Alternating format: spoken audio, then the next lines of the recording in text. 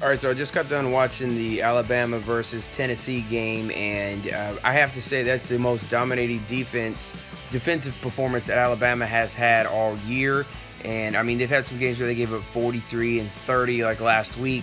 And I had to say those were very good quarterbacks that could move a little bit too, but mostly could just hit their targets. And Dobbs, I'm sorry, he didn't have it tonight. I mean, he got sacked on multiple third downs, I noticed, in the first quarter.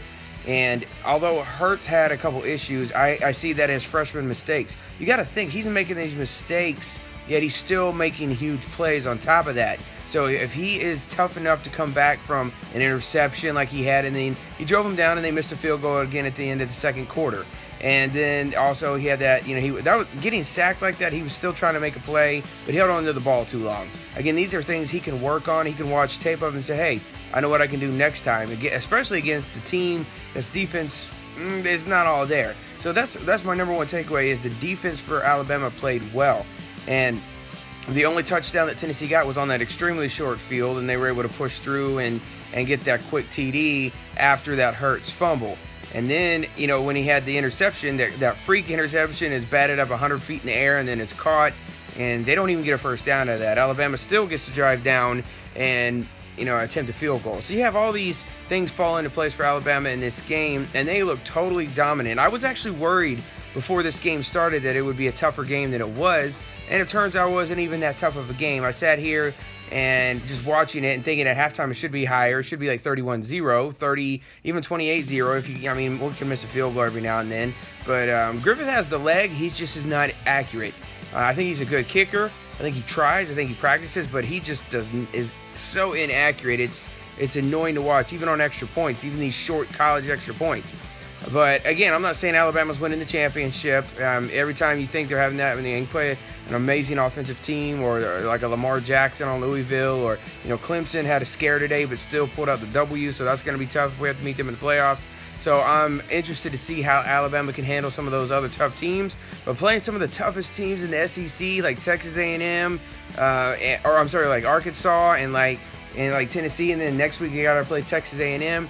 Alabama is making all the right moves, and Hurts is learning every week to become a better quarterback. And his running is great. He looks like a running back. He looks like Jamal Charles when he runs the ball. And yeah, I'm a Chiefs fan, so I like Jamal Charles. But anyway, that's my takeaway from the Alabama game. I thought it was hilarious when Bo Scarborough goes up into the stands or after he scored a touchdown, he did that real quick, showed the Alabama A to the Tennessee fan wearing the Peyton Manning jersey. I'm not a big fan of showboating, but I supported that one, and I laughed so hard. That's why I actually put that video on this YouTube channel, just because I thought it was so hilarious. And then also, I have to say the most annoying point of that entire game is obviously the announcers, Gary and Verne, who in the second quarter admitted that they do not support Alabama. They said if we only had 6 Alabama fans before having Peyton Manning in our studio, we don't have any more now. I mean, their support of him was just sick and ridiculous. And what he cheered when the only touchdown they got was when he was in the booth. And of course, he's cheering for it. And it was just so nauseating. I've never liked Peyton Manning. He beat Kansas City way too many times. Yes, we sucked and lost to him. At the same time, when you have a great season and then it was, Peyton Manning's going to beat you every time. It's like, I figure out how to get over that hump. We lost to him in the playoffs, lost to him multiple times in the regular season. It was sick, and then he comes to our division, and we only beat him that one good time, and that was when he was barely walking. So I'm Peyton Manning out. Commercials, everything. So if I hear that jingle from his commercials, it's ugh.